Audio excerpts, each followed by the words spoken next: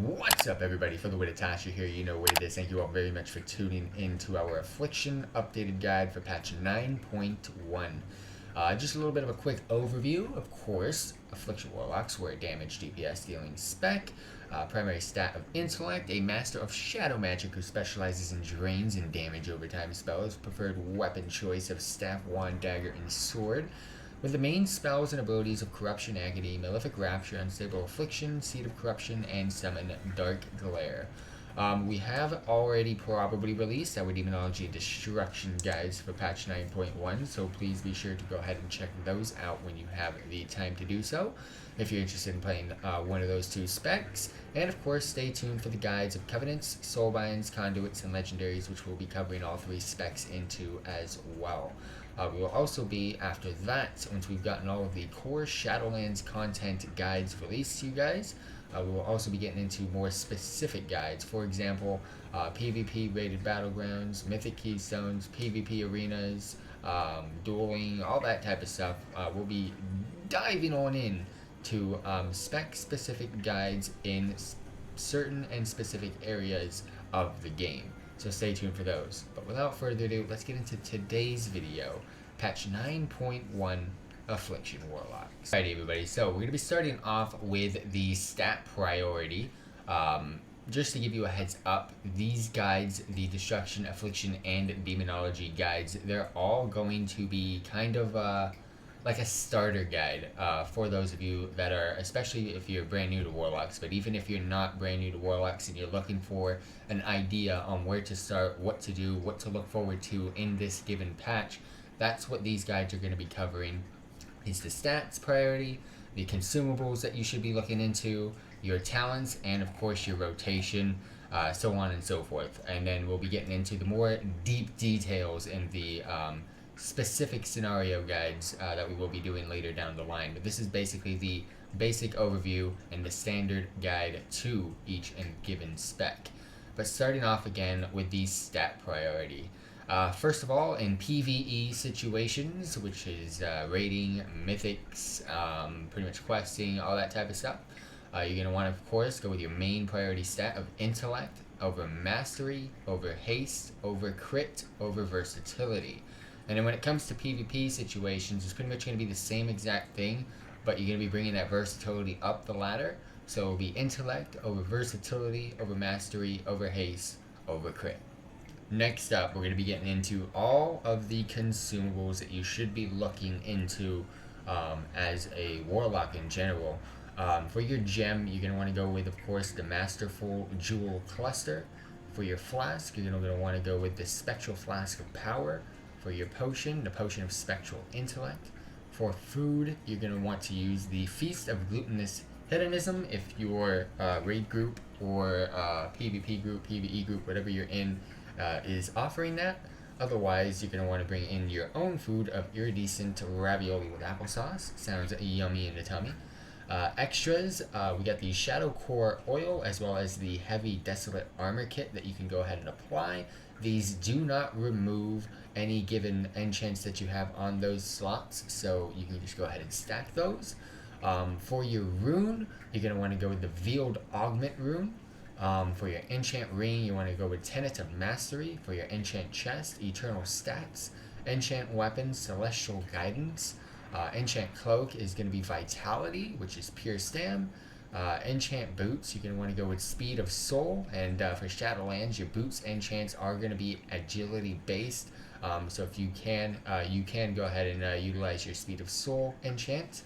For bracers, this is going to be the Intellect slot of enchants in Shadowlands, so you're going to want to go with Eternal Intellect. And for gloves, it's the Strength slot for Shadowlands. However, if you have a Gathering profession, you can just go ahead and throw on Shadowlands Gathering. Alright, everybody, let's get into the talent choices for an Affliction Warlock. Again, similar to Destruction, it's pretty much a single target and AoE build. There's not too much to fidget with. And unlike comparing it to Demonology. Starting off at the first tier, the first row, we've got Nightfall, Inevitable Demise, and Drained Soul. It's pretty much straightforward on what you're going to be picking here.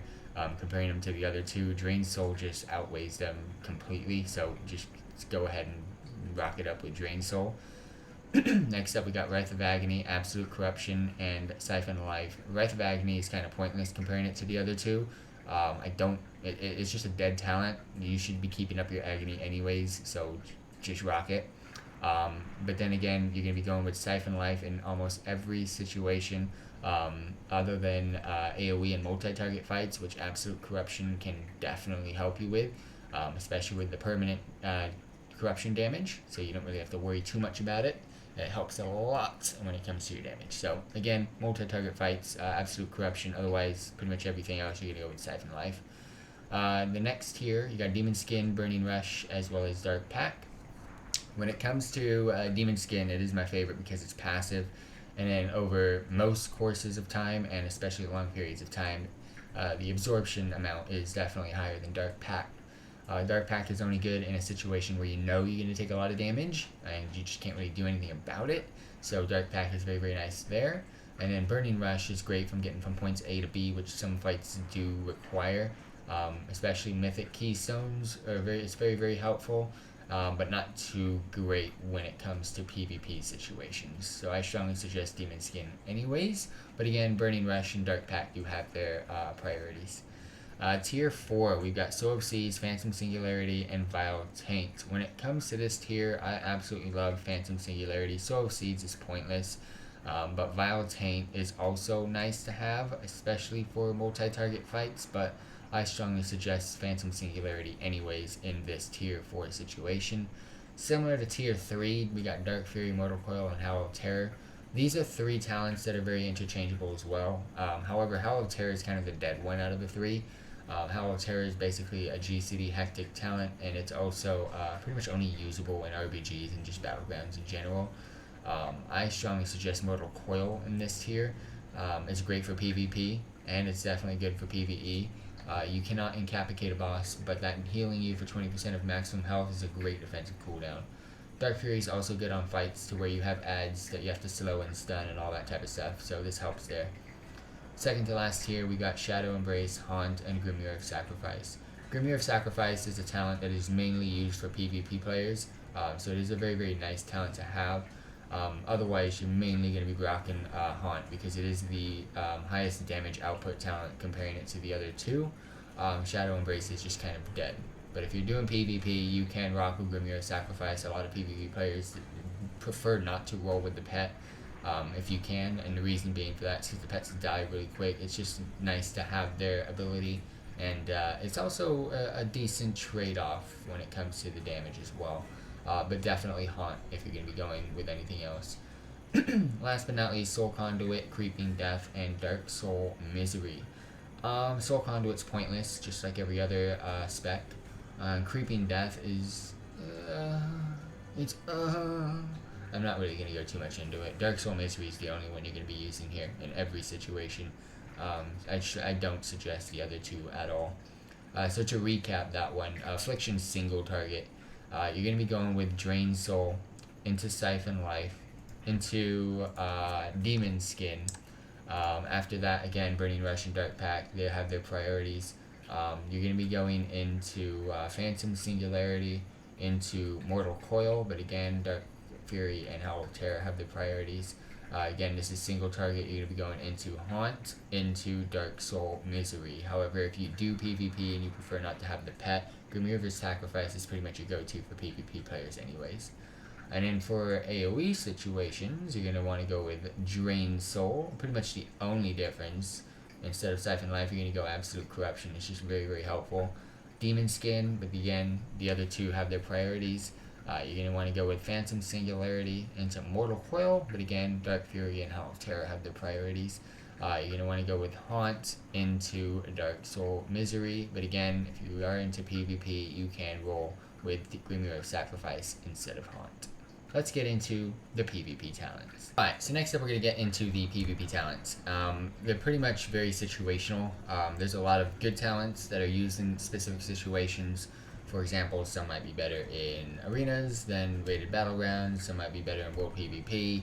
I'm going to go through and I'm going to tell you if they're dead talents, you're never going to use them, or if they have their purpose, you're going to use them. So starting off with Bane of Fragility. Reduces the target's maximum health by up to 15% for 10 seconds. I strongly don't suggest this ever. Using it ever. Don't use it. It's dead. Next up, we got Death Bolt. Launches a bolt of death at the target, dealing 40% of the total remaining damage of your dots effects on the target. Now, I like Death Bolt. It's very nice, but it's not the greatest of talents to use. But again, I am a huge fan of it, so it's up there. It's up there. Gateway Mastery. Increases the range of Demonic Gateway by 20 yards and reduces the cast time by 30%. Reduces the time between how often players can take your Demonic Gateway by 15 seconds. It is technically a dead talent. There's a lot of other talents that are better. There's a lot of other talents that are going to get picked before Gateway Mastery. However, I love Gateway Mastery, so I'm going to say I love it, but it is still a dead talent. Next up, we got Rot and Decay. Each time you drain life deals damage, it increases the duration of your Unstable Affliction, Corruption, and Agony on the target by 0.9 seconds. Most PvP Warlocks use Rot and Decay. It is very, very nice to have. It makes maintaining dots a lot easier. It's pretty much a go-to, but it's high up there. If you're not using Death Bolt, you're using Rot and Decay. Bane of Shadows. Magical damage over time effects will strike the target for an additional time for 20% of their damage. Shadow lasts 10 seconds. Bane of Shadows is nice, but damage-wise, it's not as high as the others. I don't like using it, to be honest with you. It's very, very difficult to go ahead and play around as well. Death Bolt and, of course, Rot and Decay are a lot easier. One's a passive, and one's kind of utilizing most of your soul shards and kind of ruining your day. But anyways, Bane of Shadows is up there. If you know how to play with it, it's not too bad, but I much prefer Rot and Decay and Death Bolt. Next up, Nether Ward. Surrounds the caster with a shield that lasts 3 seconds, reflecting all harmful spells cast on you. Very, very simple. It's a defensive cooldown. It's up there. It's nice. It's a lot of Warlocks use it. Depends on the fights, though, again, because you're surrounding yourself with a shield that reflects all harmful spells. So if you're fighting against a warrior and two basic melees, you're not going to use this. So it's very situational, but it's a defensive cooldown, so nonetheless, I can't hate on it. Essence Drain. Whenever you heal yourself or drain life, the enemy target deals 5% reduced damage to you for 10 seconds, stacks up to 5 times. So a lot of people like to play a drain life build. So Essence Drain and Rot and Decay are kind of like a go-to using the drain life build.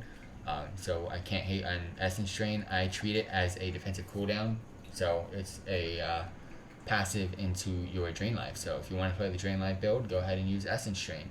Casting Circle. I'm going to say this before I even get into the actual details of this spell. It's flippin' dead.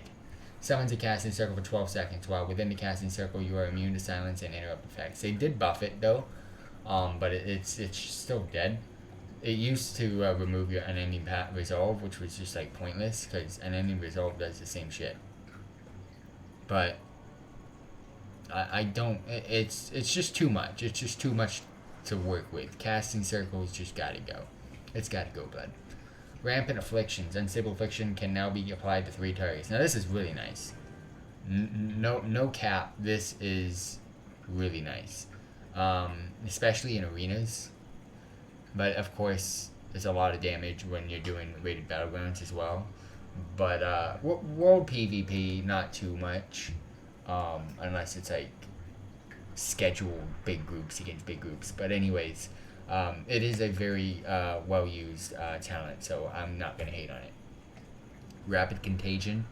For the next 15 seconds, all of your damage over time effects occur 33% more often.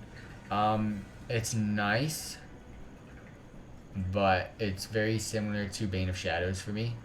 I don't really like those 2 talents. I prefer the others. Shadow Rift. This is one of the new teams. Conjure a Shadow Rift at the target location lasting 2 seconds. So again, it's very quick. Enemy players within that rift, when it expires, are teleported to your demonic circle. So this is very, very cool. But again, it's situational. You're mainly not going to use it in World PvP, but you can. In fact, World PvP, you can mess with some people when it comes to the Shadow Rift. You can imagine, once you get flying, place that freaking demonic portal at a random location, Shadow Rift their butt. They might walk off a cliff. You never know. You can have some fun with the Shadow Rift. Of course, Lumber Mill in Battlegrounds, Eye of the Storm, in the middle where the flag is, you can have some fun with Shadow Rift, fam. This is one of the coolest talents I've seen. Next up, we got Demon Armor. Protects the caster, increasing maximum health by 5% and increases armor by 220%. A lot of Warlocks use this. It's very simple. It's a passive buff that's just very, very nice. I prefer it over Netherward any day. And last but not least, Amplify Curse. This was, before patch 9.1, your must-have talent as a PvP Warlock in general. Buffs up your Exhaustion, Tongues, and Weakness Curse. But now I like to play with the other talents, so I might come back to Amplify Curse, but I'm having fun with like Shadow Rift and some other crap. So it's one of the top tier talents. Let's put it that way. But pretty much what I'm using right now is as an Affliction Warlock. I'm preferring the Deathbolt build. I do use Demon Armor as my defensive. And then I have been rocking Amplify Curse, but I've been changing Amplify Curse with Shadow Rift depending on fights. I have been using other talents as well, but pretty much either Amplify Curse or Shadow Rift has just been my go-tos as an Affliction Warlock. Next up, we're going to be getting into the Affliction single target rotation. We will not be covering PvP abilities, potions, unused abilities, trinkets, so on and so forth, because everybody's going to have different items on use. Starting off with a precast of Haunt, followed by an unstable Affliction precast. Both of those abilities should be applied to the target before the fight begins, just right before the fight begins. You're going to want to cast your Covenant ability on cooldown, maintain your dots of Agony, Unstable Affliction, and Corruption effects at all times, maintain your Siphon life effect at all times if talented, activate Dark Soul Misery whenever available if talented when preparing for summon Dark Lair, apply Malefic Rapture if you are at max soul shards, cast Phantom Singularity whenever available if talented, cast Vile Taint whenever available if talented, cast Drain Soul as your filler or Shadow Bolt if you're not talented into Drain Soul, but you should be nonetheless, cast Summon Dark Lair whenever available.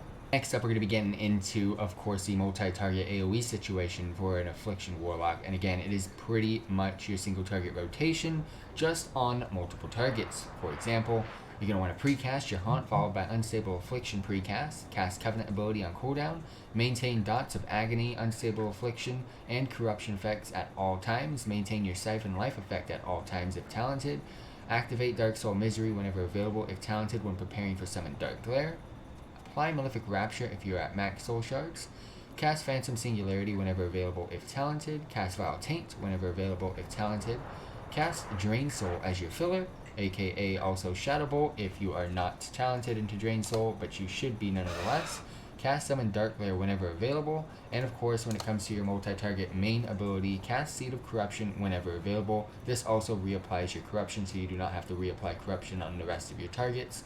However, you should also be maintaining the rest of your dots, such as Agony, Unstable Affliction on one of the targets, but your Agony, your Siphon Life, your Phantom Singularity, all the rest of your dots on as many targets as possible. Thank you all very much for tuning in to our patch 9.1 guide. Again, as stated in the beginning of the video, please stay tuned for the rest of the guides to come out. Soulbinds, Covenants, Conduits, Legendaries, so on and so forth, and we will be releasing more in-depth guides in specific situations, such as Mythic Keystones, specific PvP situations, such as 1v1 duels, 2s, 3s arenas, of course rated battlegrounds, so on and so forth. So stay tuned, have a wonderful day everybody, please like and subscribe, and catch you all next time.